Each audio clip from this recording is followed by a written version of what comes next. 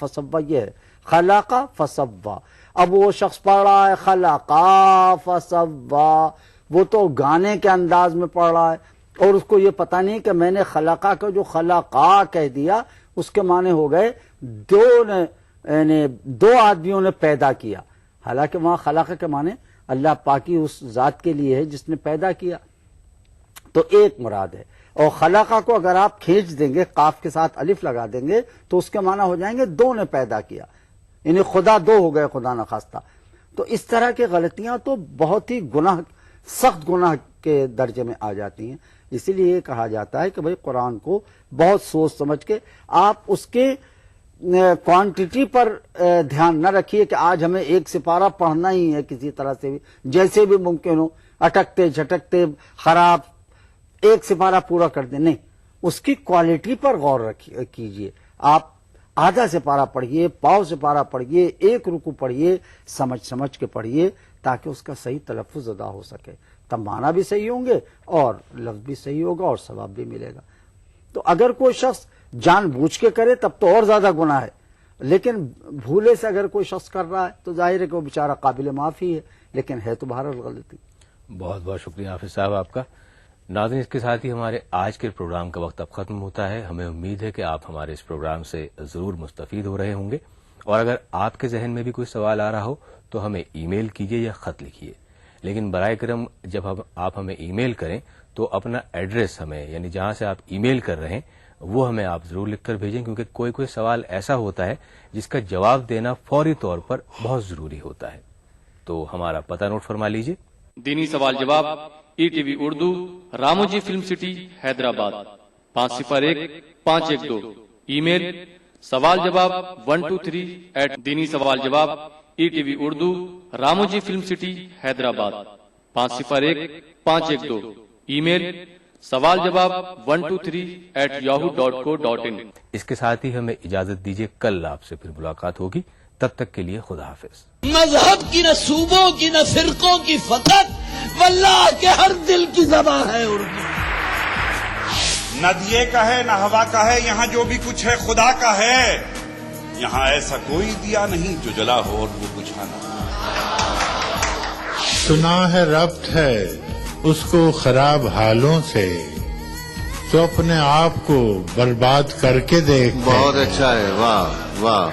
دل سے اپنایا نہ اس نے، غیر بھی سمجھا نہیں، یہ بھی ایک رشتہ ہے جس میں کوئی بھی رشتہ نہیں. برسوں کی رسم و راہ تھی، ایک روز اس نے توڑ دی. ہوشیار ہم بھی کم نہیں، امید ہم نے چھوڑ دی. معیاری شعر و ادب اور اردو زبان کے فروغ کی جانب ای ٹی وی اردو کی ایک اور پہل.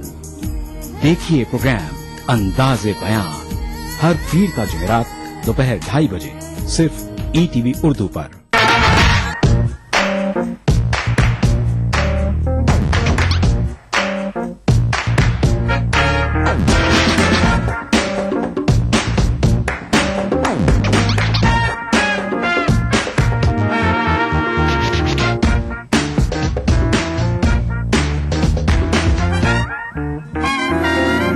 چٹپٹے اور لذیذ پکوانوں کا ذائقہ عکس رسوئی پیر کا جمعہ دوپہر 1:30 بجے صرف ای ٹی وی اردو پر.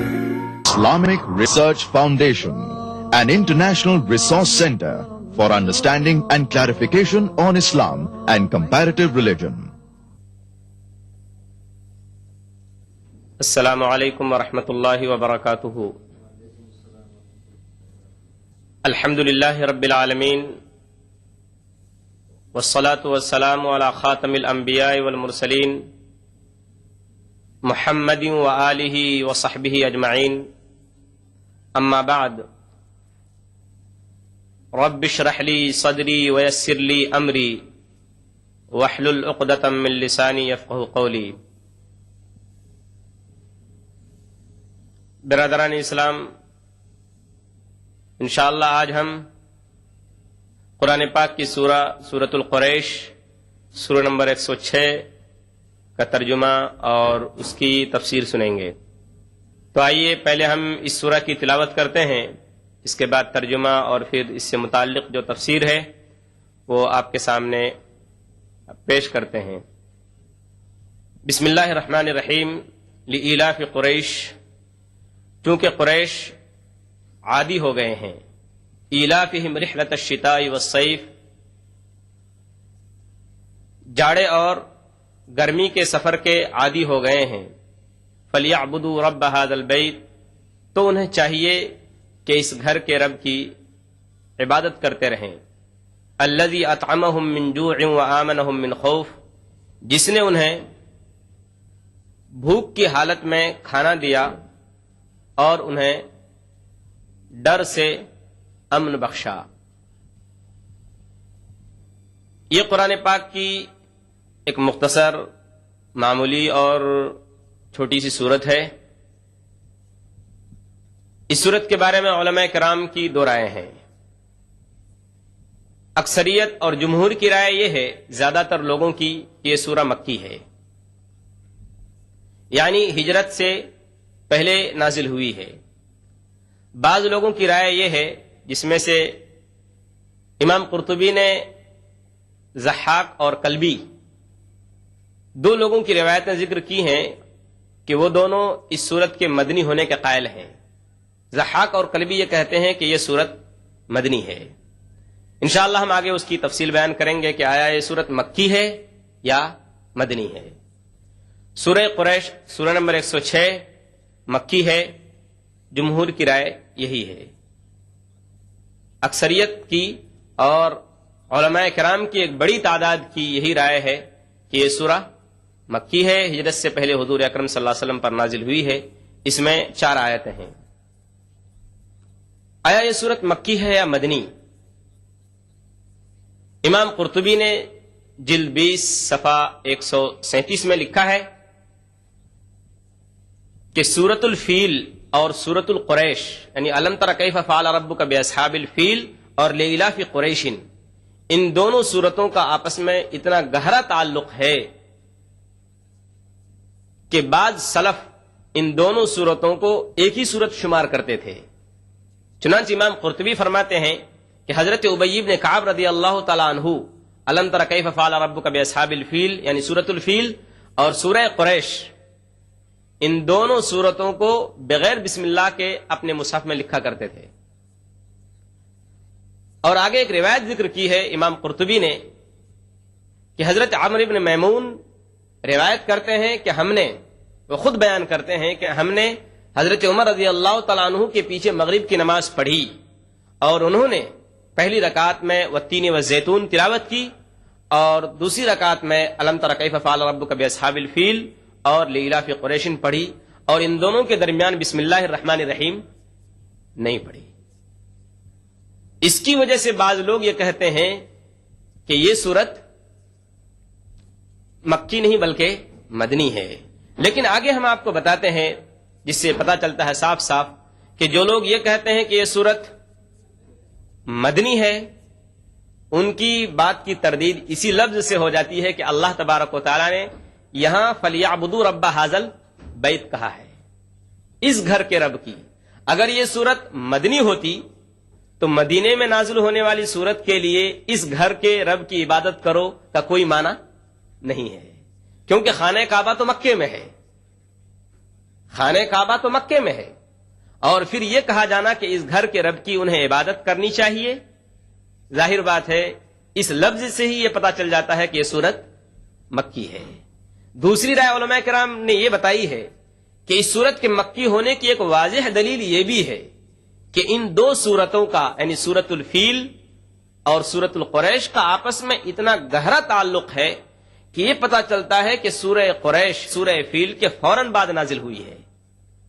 اور ظاہر بات ہے سب لوگ جانتے ہیں کہ سورۃ الفیل یعنی خانہ کعبہ کے ڈھائے جانے کا واقعہ مکے میں پیش آیا. اس کے بعد جو سورت نازل ہوئی سورہ قریش یہ بھی مکی ہے. لیکن جو لوگ یہ کہتے ہیں کہ سورہ قریش اور سورۃ الفیل ایک ہی سورت ہے، یہ الگ الگ سورتیں نہیں ہیں، ان کی بات کی تردید اس طرح سے ہو سکتی ہے، ہوتی صاف صاف کہ حضرت عثمان غنی رضی اللہ تعالیٰ عنہ نے اپنے دور خلافت میں سرکاری طور پر صحابہ کرام کی بڑی تعداد کی مدد سے اسلامی ملکوں کے مرکزوں اور سینٹروں میں جو نسخے بھجوائے تھے ان تمام نسخوں میں الم تر کیف فعل ربک باصحاب الفیل اور لیلاف قریش یہ دونوں صورتیں الگ الگ لکھی ہوئی تھیں، اور اس وقت سے لے کر آج تک پوری دنیا کے قرآن میں یہ دونوں صورتیں الگ الگ لکھی جاتی رہی ہیں اور تلاوت کی جا رہی ہیں الگ الگ حیثیت سے۔ اور دوسری وجہ یہ بھی ہے کہ آپ جب الم تر کیف فعل ربک باصحاب الفیل اور لیلاف قریش کی تلاوت کریں گے تو ان دونوں صورتوں کے انداز سے آپ کو پتہ چل جائے گا کہ یہ دونوں صورتیں ایک نہیں ہیں، بلکہ یہ دونوں صورتیں بالکل الگ الگ اور مستقل علیحدہ صورتیں ہیں۔ تو اس چیز کے واضح ہونے کے بعد کہ یہ صورت مکی ہے اور صرف مکی ہے، جن لوگوں نے مدنی کہا ہے ان کی رائے کی تردید میں نے آپ کے سامنے دلائل کی روشنی میں واضح کر دیا۔ اب ہم ایک ایک آیت کی تشریح کرتے ہیں۔ لإیلاف قریش، چونکہ قریش عادی ہو گئے ہیں۔ ایلاف کے معنی ہے مانوس ہونا، کسی چیز کی ہیبٹ ہو جانا، عادت ہو جانا، خوگر ہو جانا۔ اور قریش جانتے ہیں یہ حضور اکرم صلی اللہ علیہ وسلم کے قبیلے کا نام ہے۔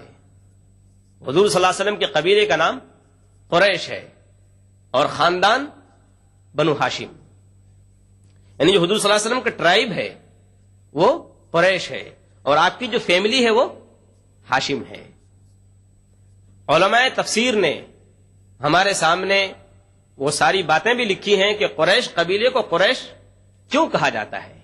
امام قرطبی رحمۃ اللہ علیہ نے تفسیر قرطبی جلد 20 صفحہ 139 کے اندر 4 قول ذکر کیے ہیں۔ قریش کو قریش کہنے کی 4 باتیں انہوں نے ذکر کی ہیں۔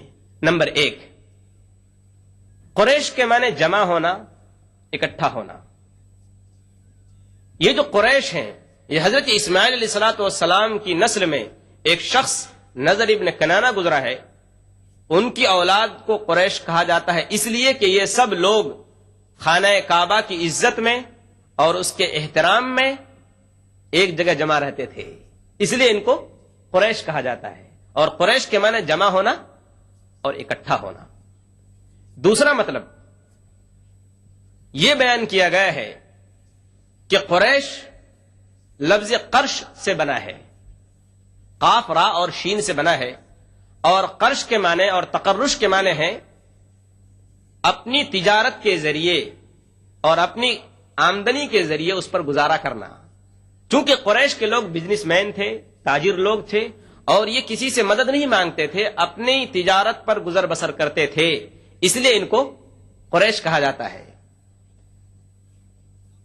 تیسرا مطلب یہ بیان کیا گیا ہے کہ قریش کے لوگ حاجی لوگوں کو تلاش کیا کرتے تھے، ضرورت مندوں کو، جو حاجی ضرورت مند ہوا کرتے تھے ان کو تلاش کر کر کے ان کی ضرورتیں پوری کیا کرتے تھے۔ اور قریش کے معنی ہے تلاش کرنا، جستجو کرنا، ڈھونڈنا۔ قریش کو قریش اس لیے کہا جاتا ہے کہ یہ لوگ حاجیوں کو، ضرورت مند حاجیوں کو ڈھونڈ ڈھونڈ کر لاتے تھے اور ان کی ضرورتیں پوری کرتے تھے۔ اور چوتھا قول یہ ہے، چوتھا مطلب یہ بیان کیا گیا ہے، اس کی وجہ بیان کی گئی ہے قریش نام رکھنے کی، حضور اکرم صلی اللہ علیہ وسلم کے قبیلے کے۔ امام قرطبی فرماتے ہیں کہ حضرت معاویہ رضی اللہ تعالی عنہ نے حضرت ابن عباس رضی اللہ تعالی عنہما سے پوچھا کہ ابن عباس، قریش کو قریش کیوں کہا جاتا ہے؟ یہ حضور اکرم صلی اللہ علیہ وسلم کے ٹرائب کا ذکر ہو رہا ہے، آپ صلی اللہ علیہ وسلم کے قبیلے کا، قریش کو قریش کیوں کہا جاتا ہے؟ تو حضرت ابن عباس رضی اللہ تعالیٰ عنہما نے حضرت معاویہ رضی اللہ تعالیٰ عنہ سے کہا کہ قریش ایک مچھلی کو کہا جاتا ہے جو سمندر کے اندر تمام مچھلیوں میں سب سے زیادہ طاقتور ہوتی ہے، اس کو کوئی مچھلی کھا نہیں سکتی، یہ تمام مچھلی کو کھا سکتی ہے، اور یہ سب پر غالب ہوتی ہے اور اس پر کوئی غالب نہیں ہو سکتا۔ اور اس کے بعد انہوں نے طبا کے ایک شاعر کا نام ہے، اس کے یہ اشعار پڑھے عربی میں، وہ تینوں شعر میں پڑھ کے سناتا ہوں اور اس کی میننگ بھی بتاتا ہوں۔ وَقُرَيْشٌ هِيَ الَّتِي تَسْكُنُ الْبَحْرَ بِهَا سُمِّيَتْ قُرَيْشٌ قُرَيْشًا تَأْكُلُ الرَّسَّ وَالسَّمِينَ وَلَا تَتْرُكْ فِيهَا لِذِي جَنَاحَيْنِ رِيشًا وَهَكَذَا حَيُّ قُرَيْشٍ فِي الْبِلَادِ يَأْكُلُونَ النَّاسَ أَكْلًا كَمِيشًا۔ ان تینوں شعر کا مطلب یہ ہے کہ قریش کو قریش اس لیے کہا جاتا ہے کہ قریش سمندر کی ایک مچھلی ہے جو تمام مچھلیوں کو کھانے کی طاقت رکھتی ہے، اور یہ ہر چھوٹی بڑی مچھلی کو کھاتی ہے اور آسانی کے ساتھ کھاتی ہے۔ یہی حال قبیلہ قریش کا ہے، یہ تمام لوگوں پر یہ قبیلہ غالب ہے، تمام قبیلوں پر، اس لیے اس کو قریش کہا جاتا ہے۔ ظاہر بات ہے حضور اکرم صلی اللہ علیہ وسلم کا جو یہ قبیلہ ہے تمام قبیلوں کا سردار ہے، آپ نبی بھی افضل ہیں اور تمام نبیوں میں افضل ہیں، اور آپ کا قبیلہ بھی، آپ کا ٹرائب بھی تمام قبیلوں میں سب سے اچھا ہے، اور ہونا بھی یہی چاہیے تھا۔ ایک میں روایت ذکر کرتا ہوں معجم کبیر کی، جلد نمبر 24 حدیث نمبر 494، حضرت ام ہانی جو ابو طالب کی بیٹی ہیں، ان سے روایت ہے، وہ کہتی ہیں کہ حضور اکرم صلی اللہ علیہ وسلم نے فرمایا کہ اللہ تبارک و تعالیٰ نے قریش کے لوگوں کو 7 چیزوں کی وجہ سے فضیلت دی ہے، 7 چیزوں کی وجہ سے۔ وہ 7 چیزیں ایسی ہیں کہ وہ چیزیں اللہ تبارک و تعالیٰ نے ان سے پہلے کسی کو نہیں دیں اور آئندہ بھی ان کے بعد کسی کو نہیں دینے والا ہے۔ نمبر 1، ایک چیز تو یہ ہے کہ میں ان میں سے ہوں، میرا تعلق قبیلہ قریش سے ہے، یہ حضور صلی اللہ علیہ وسلم فرما رہے ہیں۔ نمبر 2، نبوت ان میں ہے۔ نمبر 3، خانہ کعبہ میں جتنے لوگ حج کرنے کے لیے آتے ہیں کعبہ کا، ان سب کی مہمان نوازی کرنا، ان کو کھانا کھلانا، یہ قریش کے اندر ہے۔ نمبر 4، خانہ کعبہ کے اندر جتنے لوگ اس کی زیارت کرنے کے لیے آنے والے ہیں ان کو پانی پلانے کا کام، زمزم کا پانی پلانا، یہ قریش کا کام ہے۔ نمبر 5، اللہ تبارک و تعالی نے اس حال میں ان کی مدد فرمائی، اصحاب فیل کے مقابلے میں، ابرہا کے لشکر کے مقابلے میں، جب ابرہا اپنے لشکر کے ساتھ خانہ کعبہ کو توڑنے کے لیے آیا تھا، وہ لوگ مشرک تھے، اس کے باوجود اللہ تبارک و تعالیٰ نے ان کی مدد فرمائی۔ مشرک تھے، اس کے باوجود اللہ تبارک و تعالیٰ نے ان کی، مشرک ہونے کے باوجود اس حال میں اللہ تبارک و تعالیٰ نے ان کی مدد فرمائی۔ نمبر 6، انہوں نے اللہ تبارک و تعالیٰ کی 10 سال تک مستقل خالص طور پر اللہ کی عبادت کی، جبکہ ان 10 سالوں میں اللہ کی ان لوگوں کے علاوہ کسی نے عبادت خالص طور پر نہیں کی۔ نمبر 7، اللہ تبارک و تعالیٰ نے قرآن پاک میں ایک سورت ایسی نازل فرمائی جن میں صرف انہی کا ذکر ہے، ان کے علاوہ کوئی دوسری قوم اس میں مراد نہیں ہے، وہ سورت سورہ قریش ہے، جس کی آج ہم تفسیر سننے کے لیے یہاں جمع ہوئے ہیں۔ تو اب لإلاف قریشن کا مطلب سنیے۔ ان تمام تفصیلات کو سننے کے بعد لإلاف قریش، اللہ تبارک و تعالیٰ قریش کو کہہ رہے ہیں لإلاف قریش، چونکہ قریش عادی ہو گئے ہیں، ان کو ہیبٹ ہو چکی ہے کس چیز کی؟ ایلافہم رحلۃ الشتاء والصیف، جاڑے اور گرمی میں سفر کرنے کے وہ عادی ہو چکے ہیں۔ یہاں ایک بات میں اور ذکر کرتا چلوں کہ حضور اکرم صلی اللہ علیہ وسلم کا قبیلہ قریش تھا، اور آپ کا جو خاندان تھا، آپ کی جو فیملی تھی، وہ ہاشم تھی۔ علامہ اقبال نے اس موقع پر بہت بہترین شعر کہا ہے، انہوں نے مسلمانوں کو خطاب کرتے ہوئے کہا ہے کہ مسلمانوں، تم اپنے آپ کو دوسری قوموں کی طرح مت سمجھو، تم اپنے آپ کو دوسری قوموں کی طرح مت سمجھو، اپنی ملت کو قیاس اقوام مغرب پہ نہ کر، اپنی قوم کو دوسری مغربی تہذیب سے متاثر قوموں کی طرح مت سمجھو، خاص ہے ترکیب میں قوم رسول ہاشمی۔ حضور اکرم صلی اللہ علیہ وسلم ہاشمی خاندان سے تعلق رکھتے تھے۔ آپ کی جو یہ امت ہے، اس کی خصوصیات ہیں، اس کی کچھ تہذیب ہے، اس کا کچھ کلچر ہے، اس کا کچھ تمدن ہے، اس کے کچھ اخلاق ہیں جو تمام دوسری قوموں سے بالکل الگ ہیں۔ اپنی ملت کو قیاس اقوام مغرب پہ نہ کر، خاص ہے ترکیب میں قوم رسول ہاشمی۔ تو دوسری آیت ایلافہم رحلۃ الشتاء والصیف، چونکہ وہ جاڑے اور گرمی میں سفر کرنے کے عادی ہو گئے ہیں۔ یہ بات ذکر کرنے کی وجہ کیا تھی کہ قریش جاڑے اور گرمی میں سفر کرنے کے عادی ہو گئے ہیں؟ اس کا مطلب کیا ہے؟ علماء کرام لکھتے ہیں شیتا کے معنی ہے جاڑا، ونٹر، اس کو سردی بولتے ہیں، اور صیف کے معنی ہے سمر، گرمی۔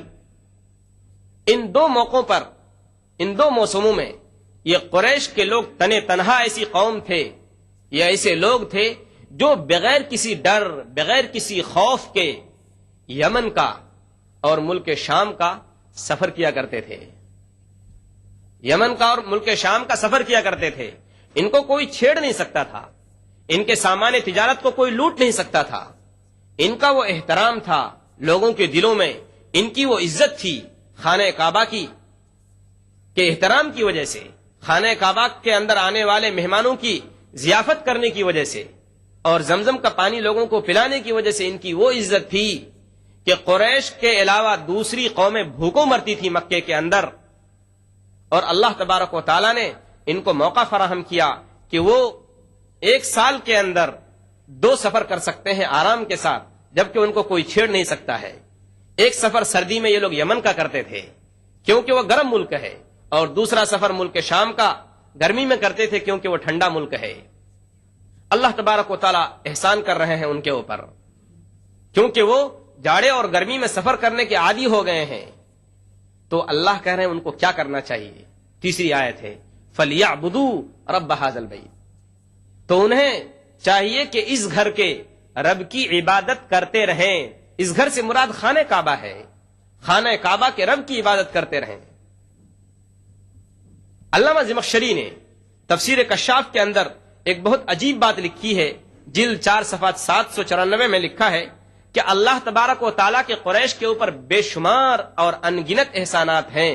اگر ان تمام احسانات اور ان تمام نوازشوں کے باوجود قریش اللہ کو یاد نہیں کرتے, تو یہ جو سب سے بڑی نعمت ہے, ظاہری نعمت, تو کم سے کم اس ایک نعمت کی وجہ سے قریش کو اللہ کی صرف عبادت کرنی چاہیے.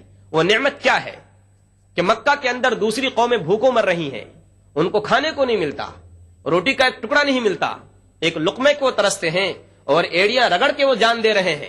ان کے بچے, ان کے بوڑھے, ان کے جوان, اور اللہ تبارک و تعالیٰ نے ان کو خوشحال بنایا ہے. اور یہ لوگ یمن کا اور ملک شام کا جب سفر کر رہے ہیں اور ان کو کوئی چھیڑتا نہیں ہے, کوئی لوٹتا نہیں ہے راستے میں, تو یہ کتنا بڑا احسان ہے.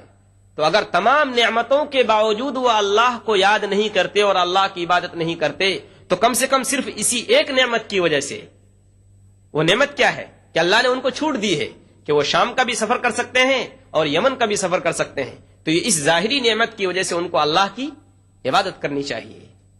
فَلْيَعْبُدُوا رَبَّ هَذَا الْبَيْتِ, تو انہیں چاہیے کہ اس گھر کے رب کی عبادت کرتے رہیں. الَّذِي أَطْعَمَهُم مِّن جُوعٍ, جس نے انہیں بھوک کی حالت میں کھانا دیا, بھوک کی حالت میں کھانا دیا. یہ اشارہ ہے اسی بات کی طرف کہ مکے جیسے پتھریلے علاقے میں جہاں لوگوں کو کچھ کھانے کو نصیب نہیں ہوتا تھا, یہ لوگ آرام کے ساتھ کھاتے پیتے تھے اور اپنی تجارت پر گزر بسر کرتے تھے. اور یہ نتیجہ ہے اس دعا کی قبولیت کا جو حضرت ابراہیم علیہ الصلوۃ والسلام نے بقول تفسیر ابن کثیر کے جب اپنی بیوی اور اپنے بچے حضرت اسماعیل علیہ السلام کو خانہ کعبہ کے پاس آباد کیا, اس وقت دعا مانگی تھی. کیا کہ رب اجعل ھذا البلد آمنا وجنبنی وبنی ان نعبد الاصنام. سورہ ابراہیم سورہ نمبر 14 اور آیت نمبر 35 اور دوسری آیت نمبر 37 ہے کہ اے اللہ خانہ کعبہ کو امن کا گھر بنا دے, اس میں شانتی ہو, پیس ہو, امن ہو, کسی طرح کا بگاڑ نہ ہو, انتشار نہ ہو, کوئی قتل و غارت گری نہ ہو. یہ حضرت ابراہیم علیہ الصلوۃ والسلام کی دعا قبول ہوئی. اور دوسری آیت جو میں نے پڑھی وارزقہم من الثمرات لعلہم یشکرون, کہ اے اللہ ان کو ہر طرح کے پھل سے نواز دے. آج بھی دنیا دیکھ رہی ہے کہ عرب جیسے ریتیلے میدان میں, مکہ جیسے, وہاں کوئی چیز پیدا نہیں ہوتی, لیکن دنیا بھر کے میوے اور فروٹس وہاں ہر وقت ملتے ہیں. یہ حضرت ابراہیم علیہ الصلوۃ والسلام کی وہ دعا کی قبولیت کا نتیجہ ہے جو انہوں نے خانہ کعبہ کی تعمیر سے پہلے حضرت اسماعیل اور حضرت ہاجرہ کو بسانے کے بعد دعا کی تھی. الذی اطعمہم من جوع, جس نے ان کو بھوک کی حالت میں کھانا دیا, وآمنہم من خوف, اور انہیں ڈر سے امن بخشا. یہ ڈر کیا چیز ہے؟ ابن طبری نے جلد 12 صفحہ 703 میں لکھا ہے کہ عرب کے اندر قتل و غارت گری عام تھی اور ہر بات پر ان میں جنگ ہوا کرتی تھی. حتیٰ کہ عرب شاعر نے ایک شعر کہا ہے کہ وہ احیانا علی بکر اخینا اذا ما لم نجد الا اخانا, کہ جب ہم کو لڑائی کے بغیر چین ہی نہیں ملتا تھا, جب ہم کو کسی سے لڑنے کا موقع نہیں ملتا, تو ہم ایک بھائی دوسرے بھائی کو کہتے تھے آؤ لڑائی کریں. ایک دوسرے کو دعوت دیتے تھے کہ آؤ تم کھڑے ہو جاؤ اور میں کھڑا ہوتا ہوں, پھر ہم دونوں میں لڑائی ہوتی تھی. وَأَحْيَانًا عَلَى بَكْرٍ أَخِينَا إِذَا مَا لَمْ نَجِدْ إِلَّا أَخَانَا. جب ہم کسی کو نہیں پاتے تھے تو اپنے بھائی پر تلوار چلاتے تھے. یہ حال تھا. اس موقع پر اللہ تبارک و تعالیٰ نے ان کو تمام دشمنوں سے امن دیا. خوف کا مطلب دشمن. خوف کا مطلب ایک مطلب ہے دشمن. دوسرا مطلب تفسیر طبری کے اندر لکھا ہے کہ خوف کا مطلب ہے جذام کی بیماری سے اللہ نے ان کو نجات دی. جذام کی بیماری وہاں عام تھی, ہر ایک کو لگا کرتی تھی. اللہ تبارک و تعالیٰ نے اس بیماری سے ان کی حفاظت فرمائی. آگے لکھتے ہیں صاحب طبری کہ اللہ تبارک و تعالیٰ نے خوف کا لفظ کامن استعمال کیا ہے, عام استعمال کیا ہے. اب خوف کے اندر ہر طرح کے دشمن مراد ہیں اور ہر طرح کی بیماری مراد ہے. صرف جذام کی بیماری نہیں, صرف کوئی خاص دشمن مراد نہیں ہے. اللہ تبارک و تعالیٰ نے ہر طرح کی بیماری سے قریش کو امن دیا اور اسی کے ساتھ ساتھ اللہ تبارک و تعالیٰ نے ہر طرح کے دشمن سے ان کو نجات دی. وَآمَنَهُم مِّن خَوْفٍ. اب آپ سوچئے کہ اس سورت کی ہم اور آپ تلاوت کرتے ہیں, یہ سورت ہم سے اور آپ سے کیا تقاضا کرتی ہے؟ اس سورت سے یہ پتہ چلتا ہے کہ انسان اللہ کی عبادت خالص طور پر کرے, اس کے علاوہ کسی کو شریک نہ کرے. دوسری چیز, اللہ تبارک و تعالیٰ کی ہم کتنی نعمتیں استعمال کر رہے ہیں. اگر قریش کو اللہ تبارک و تعالیٰ نے بہت ساری نعمتیں دی تھیں اور ایک خاص نعمت دی تھی یمن اور ملک شام کے سفر کرنے کی نعمت, تو کیا اللہ تبارک و تعالیٰ نے آج کی تاریخ میں ہم کو اور آپ کو بہت ساری نعمتوں سے نہیں نوازا ہے؟ ان تمام نعمتوں کو سامنے رکھ کر کیا ہمیں اور آپ کو اللہ تبارک و تعالیٰ کا شکر ادا نہیں کرنا چاہیے؟ سوچنے کی بات ہے. اور ان تمام نعمتوں میں جو آپ کو اللہ تبارک و تعالیٰ نے جسمانی طور پر, صحت کے طور پر اور جسم کے اعضاء اور پارٹس کے طور پر دی ہے, سب سے بڑی نعمت جو دی ہے اللہ تبارک و تعالیٰ نے وہ اسلام کی نعمت ہے. آپ کو اسلام کی نعمت سے اللہ تبارک و تعالیٰ نے نوازا ہے. تو کیا آپ کو اس نعمت پر فخر ہے یا نہیں؟ آپ اس اسلام کو بلند کرنے کی لوگوں کے سامنے کوشش کر رہے ہیں یا نہیں؟ اگر آپ کو اس پر فخر نہیں ہے, اسلام کی نعمت پر, اور اس نعمت کا آپ اللہ تبارک و تعالیٰ کا شکریہ ادا نہیں کرتے اس نعمت پر, تو مجھ کو اجازت دیجئے کہ میں وہ شعر پڑھوں جو علامہ اقبال نے کہا ہے. وہ شعر کیا ہے؟ علامہ اقبال کہتے ہیں, تو اپنے گھر کے خزانے سے بے خبر ہو کر گداگری کے لیے بتکدے میں جا نکلا. کہ مسلمان, تجھ کو معلوم نہیں کہ تیرے پاس اسلام کی صورت میں کتنی بڑی دولت جمع ہے, اسلام کی شکل میں کتنا بڑا خزانہ تیرے گھر میں موجود ہے. تم نے اپنی نعمت کی قدر نہیں کی, اپنی دولت کی قدر نہیں کی, اور تم مانگنے کے لیے لوگوں کی تہذیبوں کی طرف للچائی ہوئی نگاہوں سے دیکھا اور بتکدے میں جا نکلا. تو اپنے گھر کے خزانے سے بے خبر ہو کر گداگری کے لیے بتکدے میں جا نکلا. اس لیے میرے دوستو, اللہ تبارک و تعالیٰ نے اسلام جیسی نعمت سے آپ کو اور ہم کو نوازا ہے, اور یہ بہت بڑی نعمت ہے. اس نعمت کا تقاضا یہ ہے کہ ہم صرف عبادت خالص طور پر اللہ کی کریں اور اس اسلام کے کلمے کو بلند کرنے کی کوشش کریں. دعا کیجئے اللہ تبارک و تعالیٰ ہم سے اور آپ سے دین کی سربلندی کا کام لے, اور اللہ تبارک و تعالیٰ اسلام کے کلمے کو اس ملک میں خاص طور پر اور عام طور پر پوری دنیا میں غالب فرمائے. وآخر دعوانا ان الحمدللہ رب العالمین. کسی بھائی کو کوئی سوال ہو اس سورت سے متعلق, سورہ قریش سے متعلق, تو کر سکتے ہیں. السلام علیکم. وعلیکم السلام ورحمۃ اللہ وہ آپ نے جو فرمایا کہ قبیلے کے لوگ 10 سال تک عبادت کرتے تھے, وہ کون سی اور کیسی طریقے تھی؟ بھائی صاحب نے سوال یہ کیا کہ قبیلے قریش نے 10 سال تک اللہ کی عبادت کی, تو کس طرح سے؟ تو اصل کیا ہے, حضور اکرم صلی اللہ علیہ وسلم سے پہلے جو بھی نبی تھے وہ حضرت عیسیٰ علیہ السلام تھے. سب لوگ جانتے ہیں 500 سال کا 600 سال کا ایک عرصہ ہوا ہے دونوں میں. حضور صلی اللہ علیہ وسلم اور حضرت عیسیٰ علیہ السلام کے درمیان کا جو پیریڈ ہے 500 سے 600 سال کا عرصہ ہے اس میں. تو حضرت عیسیٰ علیہ السلام ان سے پہلے نبی تھے. تو ظاہر بات ہے جو بھی نبی آتا ہے تو اس سے پہلے کی جو قوم ہوتی ہے وہ اپنے نبی کی تعلیم پر کاربند ہوتی ہے عام طور سے. لیکن بہرحال قریش کے بارے میں کیا تھا کہ قریش کس کی عبادت کرتے تھے, کس طرح سے کرتے تھے؟ تو قریش کی عبادت یہ تھی کہ وہ خانہ کعبہ کا احترام کرتے تھے, خانہ کعبہ کا طواف کیا کرتے تھے. یہ سب لوگ اس بات سے واقف ہیں. یعنی وہ خانہ کعبہ کے اندر 360 بت رکھنے کے باوجود بھی خانہ کعبہ کا طواف کرتے تھے. لیکن یہ 10 سال کا پیریڈ ایسا ہوا ہے, 10 سال کا عرصہ ایسا ہوا ہے کہ اس 10 سال کے اندر انہوں نے, قریش کے لوگوں نے صرف اللہ کو یاد کیا, بتوں کی پوجا نہیں کی, صرف اللہ کو یاد کیا. خانہ کعبہ کا طواف کیا, اللہ کو یاد کیا. یاد کرنے کے جو مختلف طریقے ہو سکتے ہیں ان کی زبان میں, اس طرح سے انہوں نے اللہ کو یاد کیا. جیسے حضور اکرم صلی اللہ علیہ وسلم کے بارے میں آتا ہے کہ نبی بنائے جانے کے پہلے آپ غار حرا میں جا کر بیٹھے رہتے تھے تو کیا کرتے تھے؟